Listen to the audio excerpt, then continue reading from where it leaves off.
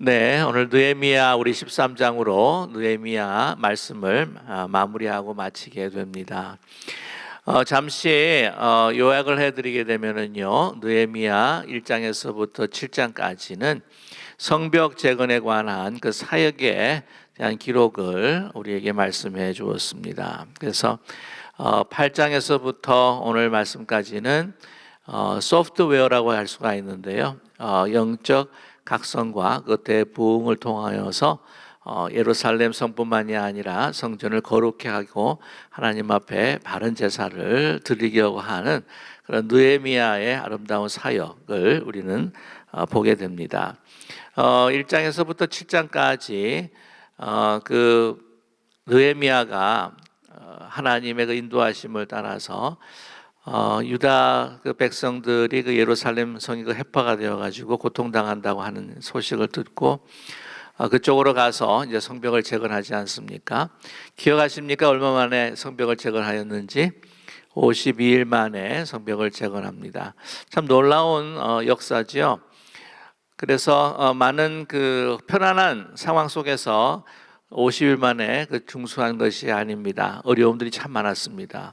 외부의 침략도 있었고요, 또한 내부의 문제도 많았습니다. 그러나 그걸 하나하나 정말 극복해 나가며 하나님 앞에 기도하는 느헤미야가 그 지혜를 통해서 한 사람들을 하나 되게 하고 또 52일 만에 그 엄청난 그 사역과 역사를 이루게 됩니다. 이제 그 하드웨어가 이제 준비가 되었으니까 이제 중요한 것은 또 소프트웨어겠죠. 소프트웨어가 있어야 하드웨어가 또 사용이 될 수 있을 겁니다. 그래서 이 8장에 보게 되면은 에스라가 그 율법책을 읽기 시작합니다. 그 말씀을 듣고 이스라엘 그 유다의 백성들이 주님 앞에 돌아오기 시작하죠. 영적 각성과 부흥이 일어납니다. 그래서 잊어버렸던 그 초막절의 그 절기를 또 지키고 또 안식일을 지키고 또 주님 앞에 드릴 것들을 또한 드리면서 바른 제사를 드리기 시작합니다. 그러면서 이제 쭉 이야기가 이제 전개가 되다가 지난 시간 저희들이 함께 보았던 것처럼 이제 그 성벽을 재건하고 중수한 것을 주님 앞에 봉헌하게 되죠. 그래서 12장에 봉헌하는 장면으로 우리가 마치게 되는데, 오늘 말씀 보게 되면은 1절에 보면 그날 아마 이 봉헌한 그 날이었던 것 같아요. 말씀 가운데 다시 에스라가 8장에서 율법적으로 사람들의 마음을 정결케 하고 주님 앞에 다시 헌신하고 돌아오게 한 것처럼 오늘 1절의 말씀도요, 오늘은 에스라가 아니라 바로 느헤미야가 직접 여호와의 말씀을 들려줍니다. 모세의 책이죠. 토라라고 이야기할 수가 있을 거예요. 낭독하여 백성에게 들렸습니다. 그 책에 기록하기를 신명기 23장에 나와 있는 말씀들을 인용을 하는 것인데요, 암몬 사람과 모압 사람 영원히 하나님의 총회에 들어오지 못하리니 라고 이야기합니다. 암몬과 모압 사람, 그들과 관계를 끊으라고 하는 것이죠. 그들은 결코 유다의 공동체에 들어오지 못하게 해야 한다라고 말씀합니다. 왜냐하면 그 이유를 2절에 말씀을 하는데요, 이는 그들이 양식과 물로 이스라엘 자손을 영접하지 아니하고 도리어 발람에게 뇌물을 주었다는 것이죠. 그리고 이스라엘 도리어 저주했던 그러한 역사를 너희가 기억하지 않느냐. 그래서 하나님께서도 그들과 함께 교제하고 공동체 안에서 섞여 사는 것을 금하지 않으셨느냐. 우리 하나님이 그 저주를 돌이켜 또한 그 복이 되게 했던 그 역사를 너희들이 기억하지 않느냐라고 이렇게 말씀하고 있습니다. 이 출애굽기나 신명기 이렇게 보게 되면은 가장 다른 족속보다도 더 힘들게 했던 족속이 바로 암몬과 모압입니다. 여러분, 암몬과 모압의 그 근원이 어떻게 되는지 여러분 잘 알고 계시죠? 롯의 두 딸이 그 소돔과 고모를 빠져나와 가지고는 이제 그 가족이 남은 사람이 없는 거예요. 그래서 아버지와 관계를 해서 낳았던 그 자녀들의 그 후손이 바로 암몬과 모압이라고 하는 사실을 너무나 잘 알고 계실 겁니다. 인간적인 생각이죠. 우리의 자손을 더 이상 낳지 못하고 이어가지 못하지 않겠는가라고 하는 두려움 가운데에 그들이 소돔과 고모라에서 보았던 것, 또 배웠던 것들을 아마 실행했던 것 같습니다. 롯이라고 하면 아브라함의 조카입니다. 그러니까 유다 사람들과 사실은 그 관계가 또 따져보게 되면은 또 가까운 관계인데도 불구하고 그들이 이제 출애굽해서 가나안 땅으로 들어오고 또 함께 거주하려고 할 때 얼마나 많은 방해를 했는지 모릅니다. 그래서 아시겠지만 그 발람이라고 하는 그 주술사라고 선지자라고 이야기하긴 하는데 그 주술사 같은 사람이죠. 그래서 이 발람에 관한 이야기는 그 아예 나귀가 그 가는 길을 가지 않도록 그렇게 막 경고의 말을 하고 왜 때리냐 그러고 왜 가려고 하느냐고 이렇게 소리 지는 그 사건들을 여러분께서 기억하셨을 줄 압니다.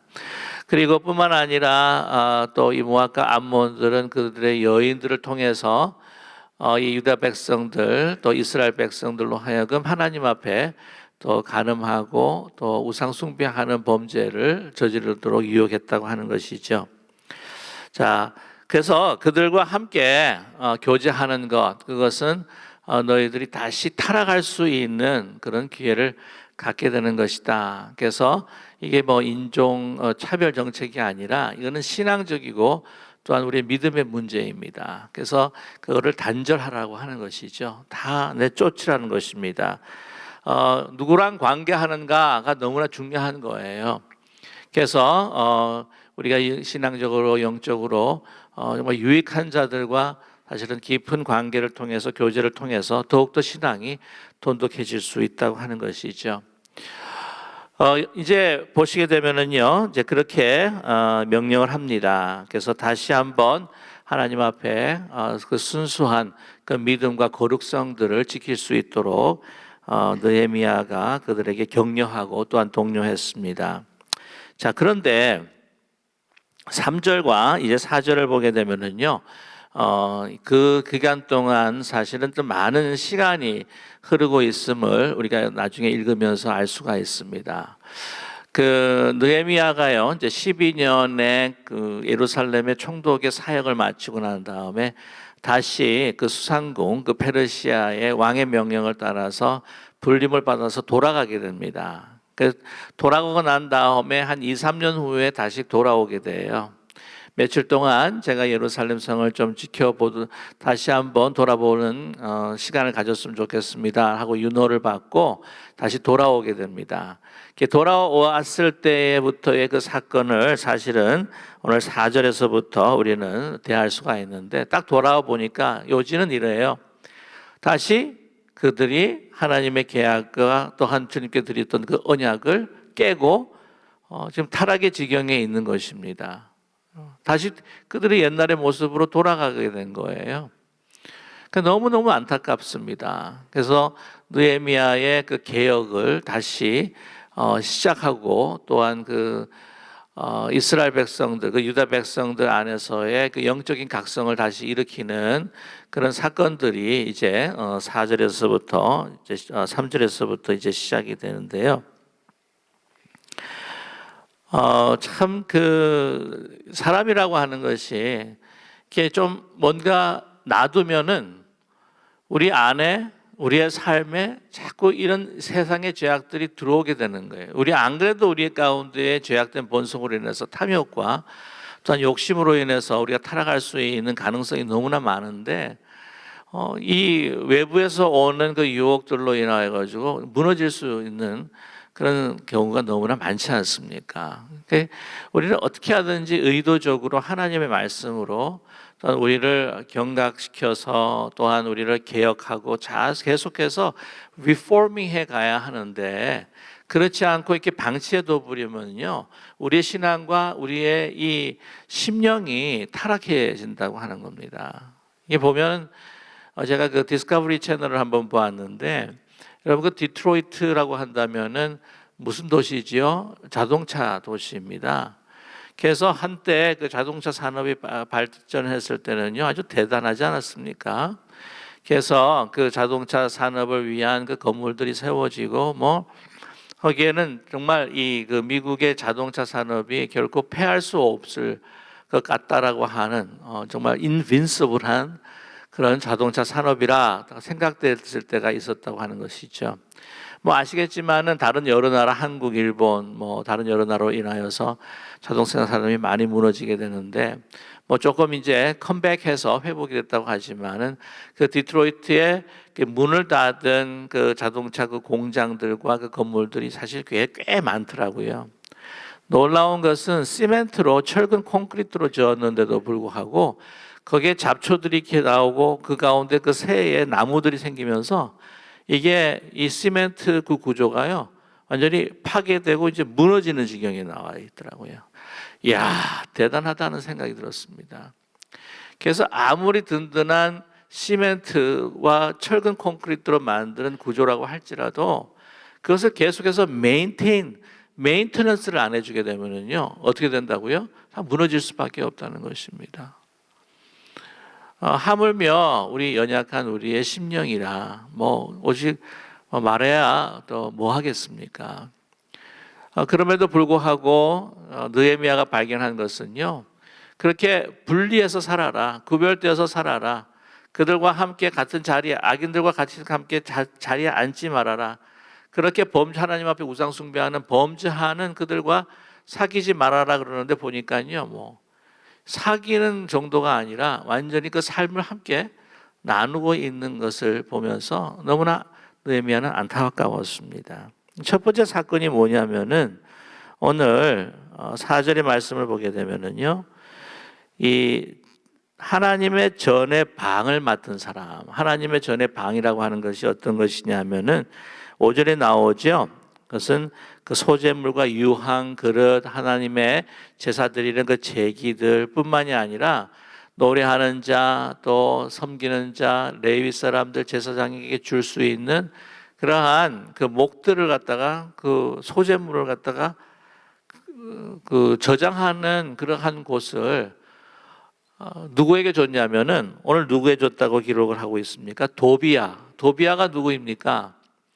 그 성벽 재건하고 중수할 때 얼마나 방해했던 사람입니까? 산발랏과 도비야. 산발랏은 사마리아의 총독이었고 또한 도비야는 암몬 족속의 우두머리였습니다.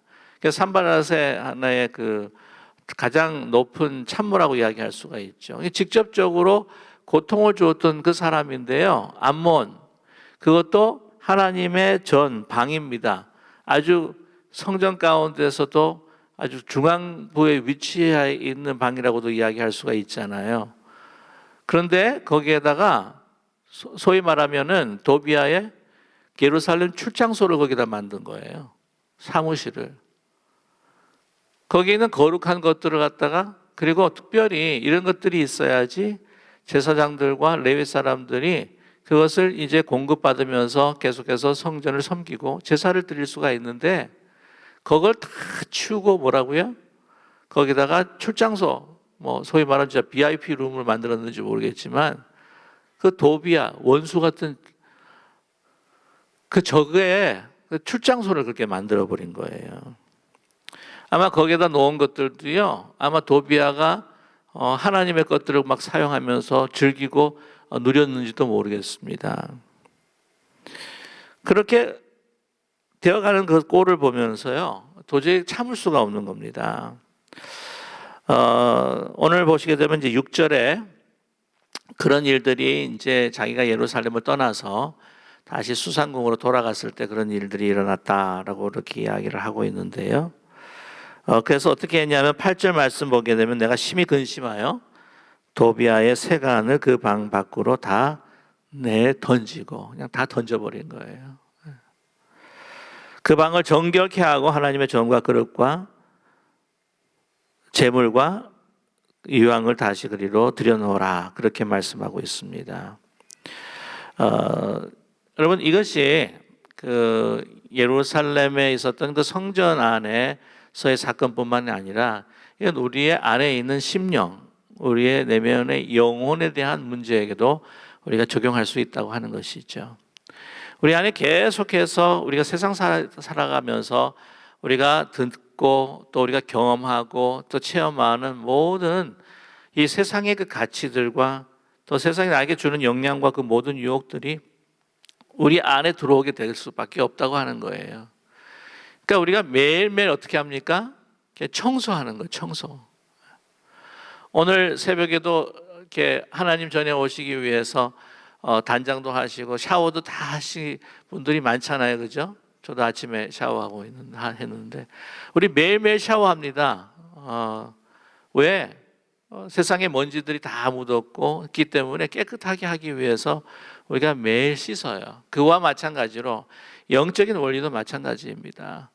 세상 살면서 우리 오염되었던 우리의 마음, 더럽혀졌던 우리의 마음들을 항상 우리가 말씀과 묵상과 기도로 우리가 매일 씻어내는, 그리고 하나님의 거룩하심과 그 임재하심이 우리 가운데에 임하셔서 우리의 영혼이 항상 새로워지는 그 리포밍, 매일의 개혁, 데일리 bə프티즘이라고 루터는 이야기를 하고 있는데, 내 자신이 이 세상에는 죽고 그리스도 안에서 사는 그러한 그 작업들이, 그런 훈련들이, 그런 영적 생활이 우리에게 꼭 필요한 줄로 믿습니다. 그런 가운데에 우리 가만히 방을 우리가 살펴보면 우리 내면의 방뿐만 아니라 우리 집의 그 방에 과연 정말 하나님께서 기뻐하시는 걸로 우리가 가득 차 있는지도 우리가 다시 한번 바라봐야 될 필요가 있다고 하는 거죠.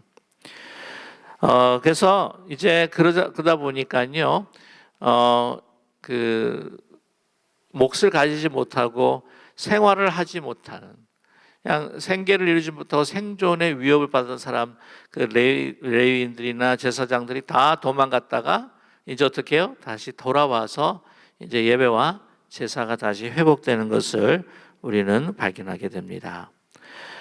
참 그 귀한 일들을 다시 회복하게 된 것이죠. 또 한 가지 또 문제가 뭐였냐면은 그들이 안식일을 거룩하게 지켜야 되는데도 불구하고 그러지 못했다고 하는 것입니다. 우리 15절에 봐도요, 유다에서 어떤 사람이 안식일에 뭐를 밟아요? 세상의 술투를 받는 거예요. 곡식단 나기 싫어서 운반해 가지고요, 그것을 막 팔러 다닙니다. 안식일을 거룩하게 지키지 못하는 것에 대해서 얼마나 안타깝게 여기는지 모릅니다. 뿐만이 아니고요, 또 다른 그 이방의 사람들이 그 장사하도록 그렇게 허락하고 또한 내버려 둔 것에 대해서 얼마나 분개하고 있는지 모릅니다. 16절 말씀 보게 되면은요, 두로 사람이 예루살렘에 살며 뭐라고요? 물고기와 각양 물건을 가져다가 안식일 예루살렘에서도 유다 자손에게 팔기 시작하는 거예요. 여러분 아시겠지만 두로 사람이라고 하면은 그 지중해 맨 끝에 있는 가자 지역 쪽에 가까운 곳에 있는 곳입니다. 블레셋 사람들이 또한 그 족속이 되는데, 그들이 가지고 있는 물건이나 그들이 또한 잡는 이 물고기 같은 경우에는 유대 사람들이 먹지 못하는 물고기도 잡게 되고요. 그들이 또 만드는 것은 자그마한 드라빈과 같은 우상 그 피규어도 만들고 하는 것입니다. 그들이 만들어봤자 거룩한 것을 어떻게 만들 수가 있겠습니까? 그것을 어떻게 해요? 유대 사람들에게 막 팔도록 하는 거예요. 뭐 화려한 장신구라든지. 그래서 범죄하는 것뿐만이 아니라 안식일을 거룩하게 지키지는 못합니다. 그래서 이것에 대해서 안식일을 거룩하게 지킬 수 있도록 이 느헤미야가 직접 명령해서 그 안식일은 성문을 갖다가 닫고 안식일 시작할 때 닫아서 안식 끝날 때까지 다 닫아 놓는 것입니다. 안식이라고 하는 것, 그것은 참 영적인 의미가 많습니다. 우리는 결코 우리 노동과 또한 우리 시간의 노예가 결코 아니라고 하는 것을 우리에게 말씀해 주고 있습니다. 안식일에 뭔가를 팔고 안식일에 일하고 막 이런다고 하는 것은요, 사실 어떤 의미가 있느냐면은 우리는 뭐라고요? 내가 책임져야 할 존재다. 하나님이 나를 책임지고 나를 인도하시는 것이 아니라 누가 내가 책임져야 된다. 내 자신이 내가 나를 책임져야 하는 존재다라고 하는 것으로 하나님 앞에 독립선언을 하는 것이나 마찬가지라고 하는 것이죠. 또한 안식일을 범하지 않고 또 주님 앞에 드려야 될 것을 드린다고 하는 것은요, 우리는 결코 물질의 노예가 아니고 우리는 시간의 노예가 아니고 이 땅에 속한 사람이 아니라 하나님이 나를 돌보시고 하나님께서 나에게 주신 모든 것들을 주시는 분뿐만이 아니라 취하실 분도 바로 하나님이시라고 하는 것을 선포하는 것이 바로 안식일을 거룩하게 지킨다고 하는 것이죠. 저와 여러분, 우리가 노력해서 우리 자신을 책임져야 하는 것이라고 우리가 생각할 때도 많지만 우리가 노력하지 말아야 된다는 이야기는 결코 아니에요. 그러나 궁극적으로 우리를 책임지시고 우리를 인도하시는 하나님, 그 하나님은 바로 우리 구주 되신 우리 주님이라고 하는 것을 늘 고백할 수 있는 저와 여러분 되기를 간절히 소망합니다. 그래서 이 안식일을 범하는 것에 대해서 진노합니다. 그래서 이 모든 것들을 다 막고요, 안식을 거룩하게 지킬 수 있도록 또한 그가 인도하고 있습니다. 그 다음에 이제 23절을 보게 되면은 이제 또 한 가지 뭐냐면은 이제 이방 사람들, 특별히 암몬과 모압의 여인들과 결혼을 한다든지 아니면 암몬과 모압의 남자와 결혼을 하게 되는 것에 대해서 분노하며 또한 이것을 개혁을 다시 시도합니다. 오늘 24절에 보게 되면은 그들이 결혼을 함으로 인하여서 일어나는 현상에 대해서 이야기를 하는데요. 그들의 자녀가 24절입니다. 그들의 자녀가 아스돗 방언을 절반쯤은 하여도 무엇을 못해요? 유다 방언을 못하니 그 하는 말이 각 족속의 방언이므로 라고 이렇게 이야기를 합니다. 오늘 다 잘 아시겠지만은 모압과 암몬 사람과 결혼하지 말라 이런 것들이 한국 사람은 한국 사람만 결혼해야 된다 이런 이야기는 꼭 아니고요. 잘 아시잖아요. 신앙적인 문제, 우리의 믿음의 문제인 겁니다. 24절도요. 이걸 잘못 해석하게 되면은요. 한국 사람은 한국말을 배워야지 이렇게 근데 이 문제도요, 사실은 신앙적이고 믿음에 대한 문제입니다. 유다 방언을 못한다고 하는 의미의 가장 중요한 의미가 무엇인지를 아시죠? 이게 뭐냐면은 하나님의 말씀을 가르치지 않았다고 하는 거예요. 하나님의 말씀, 그 히브리어를 가르치고 또 유다의 그 말을 가르치고 하는 것은 무엇을 통하여? 어릴 때부터 부모들이 하나님의 말씀을 가르칠 때 그 말을 자연스럽게 습득할 수밖에 없다고 하는 겁니다. 그러니까 유다 방언을 못한다라고 하는 말은 하나님의 말씀을 모른다는 거예요. 거기에 대해서 오늘 25절에 보면은요, 대단합니다. 그 느헤미야가 취했던 그 행동이요, 진짜 이렇게 과격할 정도죠. 우리 같이 한번 읽어볼까요? 내가 그들을 책망하고 저주하며 그들 중 몇 사람을 때리고 그들의 머리털을 뽑고 이르되 너희는 너희 딸들을 그들의 아들들에게 주지 말고 너희 아들들이라 너희를 위하여 그들의 딸을 데려오지 아니하겠다고 하나님을 가르쳐 맹세하라 하고, 와, 그냥 막 때리고 머리 뽑고 막 난리 났어요, 완전히. 카리스마 막 짱입니다. 이 정도면요. 예. 하나님 앞에 이렇게 했다고 해가지고는 막 교회에서 막 때리고 머리 뽑고 그러면은 막 남아 계실 분 하나도 없을 것 같아요. 요즘에는 뭐라 그러고 한마디만 해도 막 속상해가지고는 막 교회 나간다 그러고 막 그러시고 막. 근데 한국말, 자녀들한테 한국말 못한다고 막 머리 뽑고 근데 보면은요, 그 하나님의 거룩하심을 향한 위한 그 분노, 의분이라고 하는 것이 사실은 이 느헤미야가 가지고 있는 리더십 가운데에서 중요한 부분 중에 하나입니다. 여러 가지 이러한 그 개혁을 통해 가지고는요, 자기는 목숨에 대한 그 어떤 위협을 사실 느낄 수밖에 없어요. 그래서 하나님 앞에 계속해서 기도를 하는데, 기도하는 가운데 나를 아껴 주십시오, 나를 기억하여 주십시오 좋겠다고 계속해서 기도하는 장면들을 우리는 발견하게 됩니다. 정말 이런 리더십이라고 하는 것이 무엇일까 하는 생각을 가끔 해보게 돼요.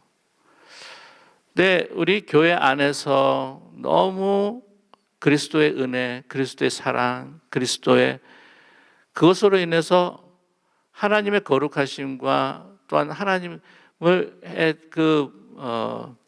공의에 대한 문제가 너무나 결여될 때가 있다고 하는 것이죠. 교회 질서가 안 잡히는 겁니다. 근데 교회 안에는 이런 리더로서 질서를 잡아주시는 어르신들이 필요하다는 거예요. 영적인 리더가 필요하다는 거죠. 예스면 예스, 노면 노, 아니면 아니고 맞으면 맞다라고 이야기할 수 있는 그러한 리더십이 필요한 것입니다. 근데 요즘은 그것이 이제 많이 힘들어지는 것 같아요. 근데 그렇게 리더십을 발휘할 수 있는 삶 자체를 살아갈 수 있는 리더가 우리에게 필요하고요. 또한 다른 사람의 어떤 인기와 다른 사람들의 그냥 관계만을 생각해서 그냥 좋은 이야기 듣고 싶은 그런 마음으로 해야 할 말을 하지 못하는 그런 공동체에 어떤 위기들이 있지 않을까 하는 생각을 갖게 됩니다. 이건 이런 것은 아니겠습니까? 이야기하면은 우리는 그 반응이 너나 잘하라고. 그것이 아니라 정말 서로 사랑하는 마음으로 하나님의 거룩하심을 다시 우리가 세우기 위해서 격려하고 독려하는 그러한 용기가 우리에게 필요하다는 거죠. 그 리더십이 우리에게 필요하다는 겁니다. 목회자가 하기는 힘들어요.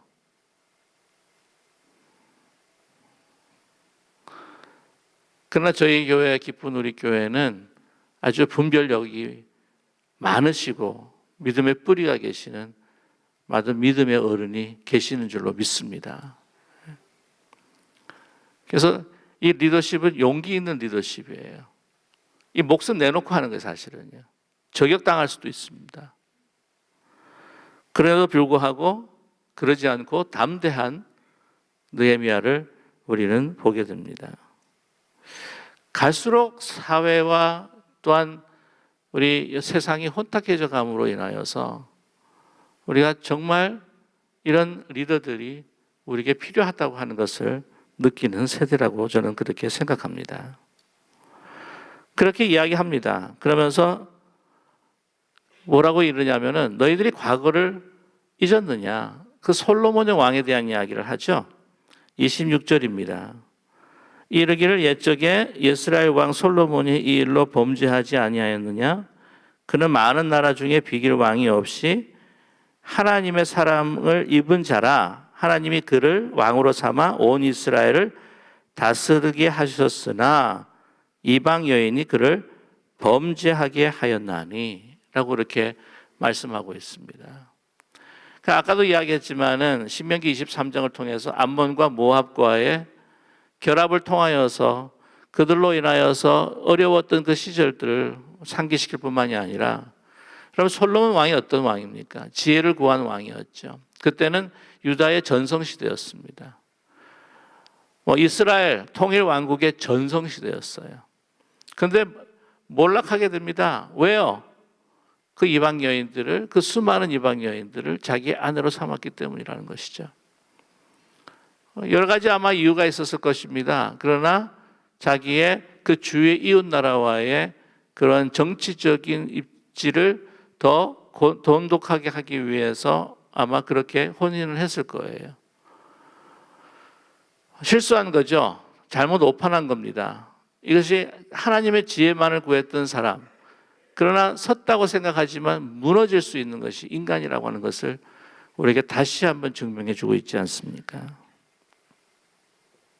저와 여러분, 그래서 항상 늘 하나님의 말씀 앞에서 우리 자신을 바라보면서 내가 섰다라고 그렇게 이야기하지 않고 항상 우리 연약하고 우리는 유혹에 빠지고 또한 무너질 수 있다고 하는 그러한 경계심과 그걸 늦추지 않고요. 정말 우리를 늘 새롭게 하는, 다시 매일매일 순간순간 리포밍하는 그건 저와 여러분 그리고 우리 기쁜 우리 교회 우리 지체들이 되시기를 간절히 소망합니다. 그 어떻게 용납하겠느냐 하는 거죠. 그 28절에 세상의 리더십이 그렇습니다. 대제사장 엘리야십의 손자 요야다의 아들 하나가 호론 사람 산발랏의 사위가 되었으므로 내가 쫓아내어 나를 떠나게 하였느니라 라고 그렇게 이야기하고 있잖아요. 그 손자 요야다, 그들 리더십입니다. 그들이 먼저 범죄하고 있다고 하는 것을 우리는 발견하게 됩니다. 29절입니다. 하나님 앞에 기도합니다. 내 하나님이여, 그들이 제사장의 직분을 더럽히고 제사장의 직분과 레위 사람에 대한 언약을 어겼사오니 그들을 기억하옵소서. 하나님, 이거를 그만두지 말아 주시옵소서. 왜냐하면 하나님의 거룩하심이 없어질까 봐, 하나님의 영이 그 성전에서 떠날까 봐 걱정하며 하나님의 공의와 거룩하심을 나타내어 주시옵소서. 그 문제에 대해서 30절에 그 모든 것들을 깨끗하게 하고 사람들을 바꿔가면서 제사장과 레위 사람들을 반열을 세워서 자기를 맡기게 합니다. 우리 마지막 31절의 말씀 끝 말씀인데요. 우리 함께 같이 한번 합독하겠습니다. 또 정한 기한의 나무와 처음 익은 것을 드리게 하였사오니 내 하나님이여 나를 기억하사 복을 주옵소서라고 이렇게 말씀합니다. 정한 기한의 나무와 처음 익은 것을 드리게 하였사오니 내 하나님이여 나를 기억하사 복을 주옵소서. 우리 유다 민족뿐만이 아니라 저 자신이 어떻게 하면 하나님 앞에 모든 것들을 헌신하고 드리기를 원하며 하나님의 나라가 유다와 또한 우리 모든 가정과 이 족속에게 임하기를 원합니다 하고 기도로 끝나고 있습니다. 여러분, 느헤미야는요, 그 믿음과 용기가 어디에 나오는가 하는 것을 우리는 너무나 잘 알 수가 있습니다. 기도라고 하는 것이죠. 느헤미야는 기도만 한 사람은 아닙니다. 기도를 통해서 하나님의 지혜를 구했고, 기도를 통해서 또한 용기를 가지고 하나님께서 주시는 그 사명들을 실천했던 사람이었습니다.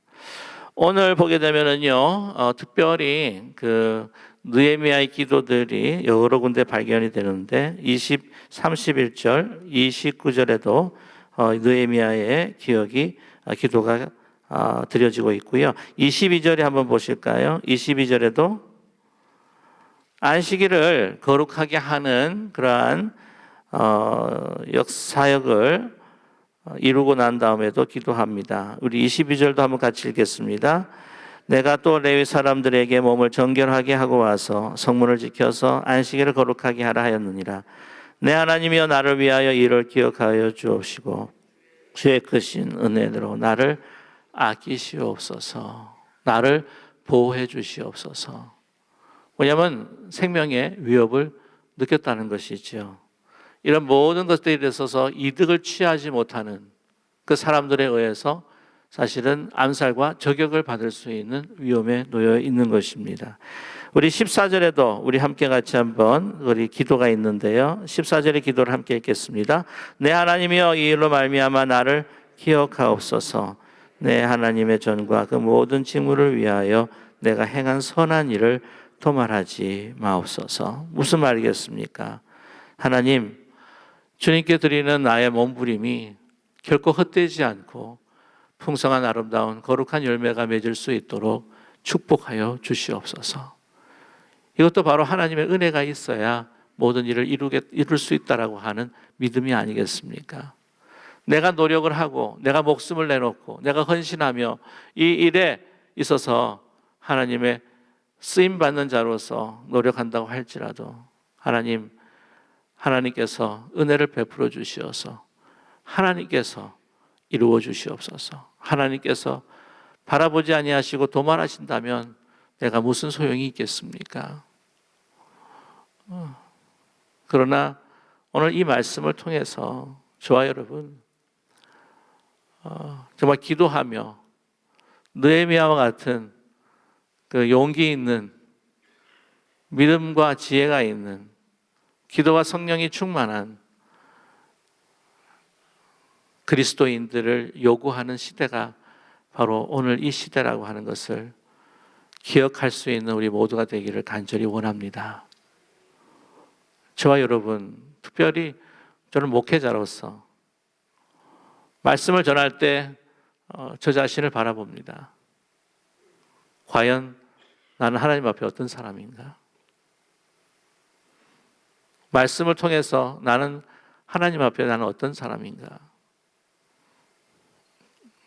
그것을 통하여서 우리 모든 성도님들이 함께 우리 세상의 리더가 되고 느헤미야와 같은 리더가 되고 우리 깊은 우리 교회를 하나님께서 기뻐하시는 교회로 세워나가는 매일매일 리포밍하는 우리 깊은 우리 교회가 되시기를 주님의 이름으로 간절히 축원합니다.